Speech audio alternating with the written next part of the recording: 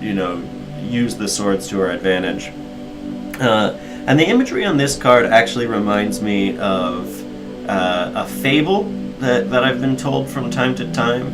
I first encountered this fable in the book A Yumi by E. Cummings, which is basically like a 500-page weird-ass prose poem about like a travel to Russia.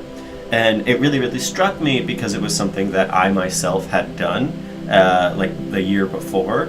And so it's a sort of metaphor that exists throughout literature that felt like, I felt a really strong connection to it because I had literally experienced it. And so the basic story is, I was keeping butterflies in fourth grade. We were doing this project where we kept like caterpillars in like a little jar, and we gave them like a leaf, and then eventually they formed the cocoon, or the chrysanthemum, I think they called it, and everybody started turning into butterflies, but mine was staying there in the cocoon, and it was just like there, and you could see he was like shaken. Like I thought, this guy, he wants to get out, and so something's wrong, and like I could just help him. I could help him, and so like I waited days, and until the point where like the teacher told me to give up hope, because everybody else, their cocoons turned into butterflies, but mine hadn't yet. And so I snuck in after class, and I took a razor blade and I cut the cocoon open, and then this is the line from Miyumi, which describes perfectly what happened. Out flops this monstrous unthing.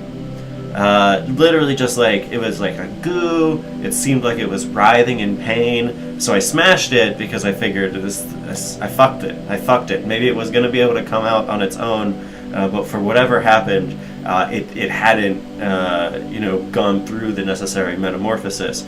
And so I felt really terrible about it. I denied this life form like its ability to come to its full completion, to escape itself. And so the reason that this card reminds me of that is because it does show this cocoon, and I think what that's saying is that if we were to help this person, which to me this is representing sort of like ourselves, if somebody were to help us get out of this, it wouldn't be the necessary work that would have been required to cause like a full spiritual awakening.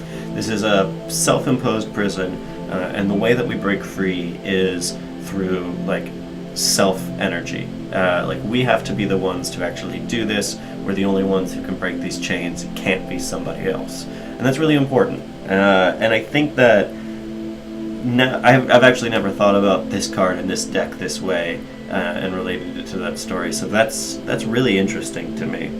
I love that. I'm gonna think about that card a little bit more after this broadcast. I'll do a little bit of meditation.